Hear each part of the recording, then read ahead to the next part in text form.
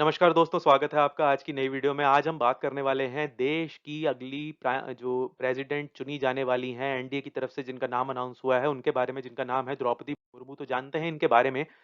ये आप आर्टिकल देखेंगे कि president poll BJP lead NDA names former Jharkhand governor Droupadi Murmu as its candidate. तो ये पहले झारखंड की गवर्नर थी। इनके बारे में आइए थोड़ा सा जानते हैं। नरेंद्र मोदी जी का ट्वीट आप देख रहे हैं, जो कल इन्होंने ट्वीट किया। Shrimati Draupadi Murmu ji has devoted her life to serving society and empowering the poor, downtrodden as well as marginalised. और आगे भी काफी चीजें लिखी। और उसके बाद में जो पार्टी प्रेसिडेंट हैं बीजेपी के, जगत प्रकाश नड्डा, उन्होंने भी ये ट्वीट शेयर किया। तो काफी इस पर चर्चा हो रही थी दो लोगों के बीच में। ये सोचा जा रहा था कि किसको चुनेंगे। आरिफ मोहम्मद खान साहब भी इसमें थे। तो उसमें से बीजेपी ने जो है, एनडीए के अलायंस और बीजेपी ने मिलकर इनको चुना है, द्रौपदी मुर्मू जी को। और ये बहुत ही प्राउड की बात है इंडिया के लिए कि एक जो जिस आपके कम्युनिटी से ये बिलोंग करती हैं, वहां से ये पहली महिला होंगी। एक एक तो दलित महिला, दलित प्रेसिडेंट होंगी। और ऊपर से जो आदिवासी ट्राइब है, जो ट्राइबल से काफी जुड़ी हुई हैं, ये वहां से पहली दफा कोई प्रेसिडेंट जो है वो बनेगा। और काफ़ी इनको हैरानी हुई थी जब इनसे पूछा गया कि आपका क्या रिएक्शन है, तो इन्होंने कहा कि भई मैं बहुत खुश हूँ, मेरे लिए काफ़ी शॉक लगा, लेकिन बाद में मुझे खुशी हुई। और बीजेपी ने जो उनका स्लोगन है, सबका साथ सबका विश्वास सबका विकास, उसको कहीं ना कहीं फुलफिल किया है bye selecting a tribal women for the top post. ये इनसे जब इंटरव्यू लिया गया तो इन्होंने पूछा कि I am surprised as delighted. मैं बहुत खुश भी हूँ और बहुत मतलब शॉक्ड भी हूँ इसको लेके कि एक tribal women from remote Mayurbhanj district से इनको चुना गया है। I had not thought about becoming the candidate for the top post. इन्होंने सोचा नहीं था कि ये इतनी बड़ी पोस्ट के लिए इनका नॉमिनेशन होगा। और उन्होंने कहा कि जो बीजेपी का सबका साथ सबका विकास वाली बात इन्होंने कही। और उसके बाद जब इनसे पूछा गया कि भाई आपको क्या लगता है कि आपको सपोर्ट मिलेगा बाकी पार्टीज का, क्योंकि 2.8% जो है वोट्स वो बीजेडी के पास है, तो उन्होंने कहा कि मैं काफ़ी ऑप्टिमिस्टिक हूं कि मुझे सपोर्ट मिलेगा सारे मेंबर्स का, उड़ीसा लेजिस्लेटिव असेंबली का और एमपीज का। उन्होंने कहा कि मैं I am daughter of the soil, मैं उसी वहीं की बेटी हूँ, उसी मिट्टी की बेटी हूँ। और मेरे पास पूरा अधिकार है सब मेंबर्स से रिक्वेस्ट करने का कि वो मुझे वोट करें। तो उसके बाद फिर जो ओडिशा के सीएम हैं, उन्होंने भी, नवीन पटनायक जी, उन्होंने भी काफ़ी इस बार इनको सराहा, इनके लिए तारीफ की। और उन्होंने कहा कि भाई प्राउड मोमेंट है ओडिशा के लिए। अब रामनाथ कोविंद जी जो अभी करंट प्रेसिडेंट हैं, उनका टर्म एंड होने वाला है 24 जुलाई को, जो अभी करंट इंडियन प्रेसिडेंट हैं। तो उससे पहले 18 जुलाई तक ये प्रेसिडेंट का जो इलेक्शन है हो जाना चाहिए, क्योंकि जो आर्टिकल 62 है उसके हिसाब से पोस्ट खाली होने से पहले दूसरा जो प्रेसिडेंट है वो इलेक्ट हो जाना चाहिए। तो उसके मद्देनजर रखते हुए अ, जो इलेक्शन होंगे वो 18 जुलाई को होंगे। और उसके बाद 21 तारीख को जो है काउंटिंग ऑफ वोट्स होगा। और जो न्यू प्रेसिडेंट हैं वो 25 जुलाई को शपथ ले लेंगे। अब ये एक थोड़ा-सा इनका एक पोर्टफोलियो शेयर हुआ था बीजेपी की वेब जो ट्विटर हैंडल है, जो एनडीए का, उस पर, कि भई ये इनके क्या-क्या जो राष्ट्रीय जनतांत्रिक गठबंधन की राष्ट्रपति पद की जो उम्मीदवार हैं द्रौपदी मुर्मू, उनका एक परिचय शेयर किया गया था कि भई 20 जून 1958 को मयूरगंज में ये एक जनजातीय परिवार में इनका जन्म हुआ था। उसके बाद रामादेवी महिला कॉलेज भुवनेश्वर से इन्होंने ग्रेजुएशन की। 1979 से 1983 तक सिंचाई और बिजली विभाग उड़ीसा सरकार में जूनियर असिस्टेंट के रूप में कार्य किया। फिर 1994 से लेकर 1997 तक Shri Aurobindo integral education centre Rairangpur में शिक्षक रहीं। ये टीचर भी रह चुकी हैं। उसके बाद 2000 से 2004 तक उड़ीसा सरकार में राज्य मंत्री रहीं। स्वतंत्र प्रभार के रूप में ट्रांसपोर्ट और वाणिज्य मंत्री, इन्होंने वाणिज्य विभाग संभाला 2002 से 2004 तक।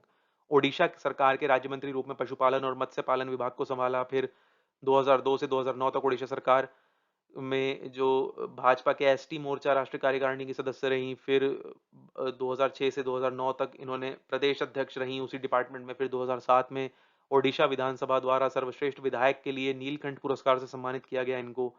फिर 2013 से 2015 तक एसटी मोर्चा भाजपा की राष्ट्रीय कार्यकारिणी सदस्य रहीं। और 2015 से 2021 तक झारखंड की माननीय राज्यपाल रहीं।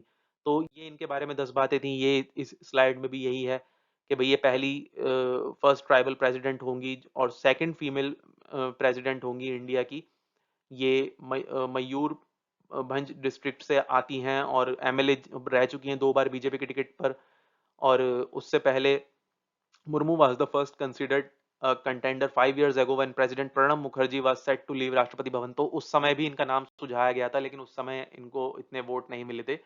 और अब इनका नाम दोबारा आया और अब ऐसा लग रहा है कि ये अ, उस लेवल तक पहुंच जाएंगी। अब ऑपोजिशन की तरफ से जो नाम सामने आया है प्रेसिडेंटशिप के लिए, वो आया है एक्स बीजेपी मिनिस्टर थे यशवंत सिन्हा। इन्होंने बाद में पार्टी छोड़ दी थी, अभी फिर इन्होंने टीएमसी ज्वाइन की थी, अभी हाल ही में इन्होंने टीएमसी भी ज्वाइन मतलब छोड़ दी है।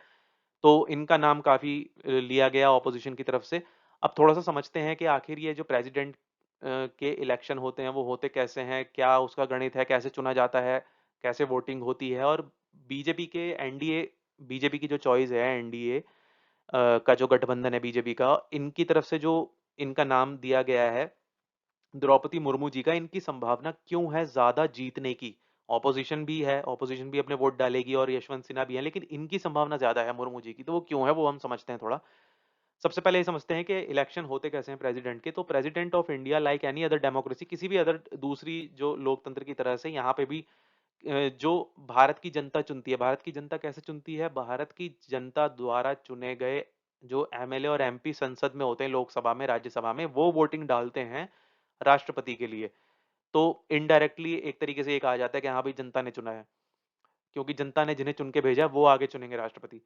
तो अब वहाँ का गणित क्या कहता है कि टोटल जो है 776 मेंबर ऑफ पार्लियामेंट में है, 543 लोकसभा एमपी और 233 राज्यसभा एमपी, और 4809 members of state legislator in the electoral collage system बोलते हैं इसको, कि भाई जनता ने एमएलए एमपीज को चुना और फिर वो आगे जाके राष्ट्रपति का चुनाव करते हैं। तो टोटल जो एमएलएस की संख्या है वो 4809 के आसपास है। आप रफली इसको 5000 भी मान सकते हैं, क्योंकि कभी कोई रिटायर होता रहता है, नए ज्वाइन होते रहते हैं, थोड़ा बहुत ऊपर नीचे होता रहता है।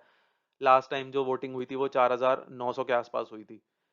तो अब इस तरीके से ये होगा। और दो electoral college has a total of 10,86,431 vote. Each electors vote has a predetermined value. तो हर एमपी एमएलए के और जो मेंबर्स ऑफ पार्लियामेंट होते हैं, उनके वोट को एक वैल्यू दिया जाता है। वो वैल्यू किस आधार पे दिया जाता है? जिस स्टेट से वो बिलोंग करते हैं उसकी जनसंख्या के आधार पे। जैसे अगर बड़ा राज्य है तो उनके वोट की वैल्यू ज्यादा होगी, अगर छोटा राज्य है तो उनके वोट की वैल्यू कम होगी।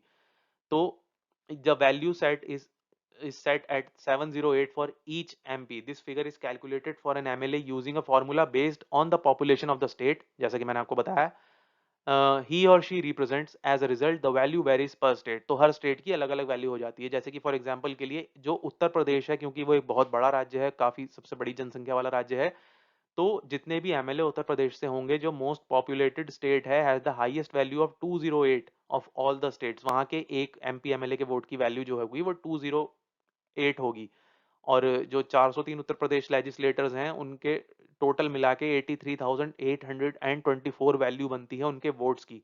आसान भाषा में, सीधी सीधी भाषा में अगर हम समझें तो। और उसके बाद जो states 80 MPs had total value of 56,640, bringing the total value of vote cast by MP MLA in the state to 1.4 lakh। तो आप समझिए कि जितना मेजोरिटी चाहिए जीतने के लिए, मतलब 10,86,431 वैल्यू है, उसमें से लगभग 5.5 या पौने 6 लाख के आसपास चाहिए होगा। तो 1.4 लाख की वैल्यू तो सिर्फ यूपी के जो कैंडिडेट्स हैं उनके थ्रू आ रहा है, giving them a weightage of रफली 12.7%, अगर परसेंटेज में देखें तो।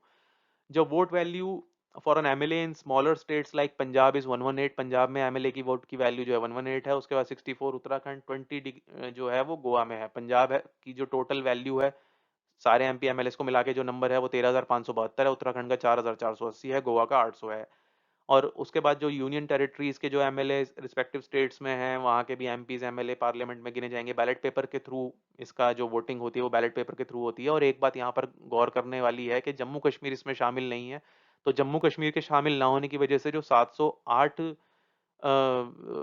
जो वैल्यू बनती, वो अब 700 पे रह गई है, क्योंकि वहां पर जम्मू कश्मीर में अभी कोई असेंबली है ही नहीं, वहां कोई सरकार है ही नहीं। वो अभी गवर्नर शासन वहां पर चल रहा है। अब ऐसा क्यों कह रहे हैं कि भाई बीजेपी एनडीए कंफर्टेबली जीत जाएंगे? तो उनके पास 50% के आसपास या उससे ज्यादा वोट हैं। जो उनके टोटल 776 एमपी में से जो लोकसभा और राज्यसभा में 700 वोट जो टोटल काउंट नंबर है, और 4033 legislators in state are different votes who will also elect Ramnath Kovind successor. तो मतलब उनके बाद अब जब फाइनल लिस्ट है, electorals will be notified after the by elections to 3 Lok Sabha seats and the Rajya Sabha polls to 16 seats. The NDA has 440 MPs in its favor. तो आप सोच सकते हैं कि 776 में से अगर 440 एमपीज उनके पास हैं तो ऑलरेडी वो उनकी पसंद का ही कैंडिडेट जो है वो राष्ट्रपति बनेगा। और एक रफ कैलकुलेशन अगर आप लगाएं तो एनडीए के पास अराउंड 5,35,000 वोट्स हैं आउट ऑफ टोटल 10,86,431 वोट्स में से। This includes 3,08,000 vote with the support of its MP along with that of its allies। तो उन सबको मिला के allies कौन कौन से हैं इनके, जैसे एनडीए कैंडिडेट्स में गेट सपोर्ट सम रीजनल पार्टी, जो रीजनल पार्टीज हैं एआईए, डीएमके, बीजेडी, वाईएसआरसीपी, इनके जो कैंडिडेट्स हैं ये भी इनको सपोर्ट कर सकते हैं। और among the states the BJP has the maximum of 56,784 votes from Uttar Pradesh, जहां से 273 इनके एमएलए हैं। उत्तर प्रदेश से सबसे ज्यादा मैक्सिमम वोट इनको मिलने वाले हैं, उसके बाद सेकंड बिहार है और तीसरे नंबर पर महाराष्ट्र है। जो टोटल 131 एमएलए के साथ NDA will get 17,161 votes from Madhya Pradesh, उसके बाद 112 एमएलए गुजरात और फिर कर्नाटका।